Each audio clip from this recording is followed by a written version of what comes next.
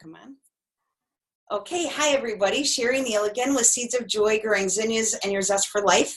And this week we are on week 5, What's Blocking Your Light? And I am delighted to have Donna Zajonc, who is one of my mentors that I have been following for a very long time. And I've been working with her and her husband, David Emerald, on the Power of TED work that I do in my work. And so Donna, it is such a delight to have you here with me today. Thank you so much for making time.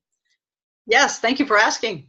Yeah, so Donna, in this week's work, it's what's blocking your light?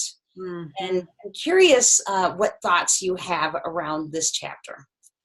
Yes, well, when you suggested we talk about that idea, when our light is broken, or blocked, it's so difficult to see what is blocking it. The first thing that comes to my mind is that we usually believe something else out there is blocking it, that there's something outside of us. And because it's outside of us and blocking us, then we're powerless to change the situation.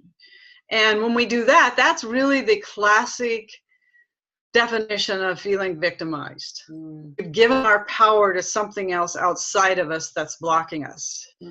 So as I say that, what resonates with you about that idea that it's out there, it's not in here that's blocking me? Right. Well, and that's I appreciate that, because that's really the work of this week is really defining what is it that's blocking me, right? And being willing to go there and look at that so that we can take our power back and we can grow into everything that we imagine and more.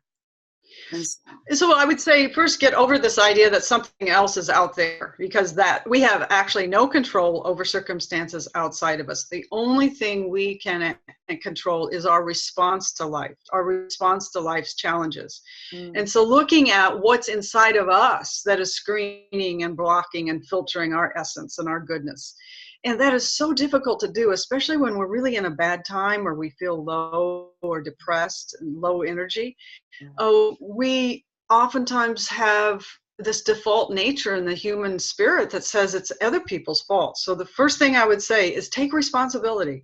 Take responsibility for what's internally, what's inside your thinking, and what is your payoff to stay blocked. Because oftentimes we don't do anything unless we have some benefit, some payoff to it.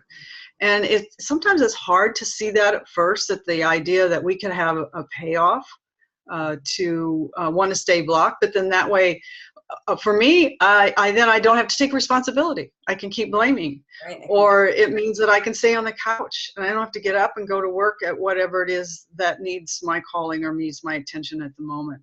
Right. And so that would be a couple of suggestions of how do we unblock when we're blocked. Right. Well, thank you so much. I so appreciate your time today, and look forward. You will be joining us for week 6, Finding the Gifts. So we'll be back next week with you. So cool. Thank you so much. See you then.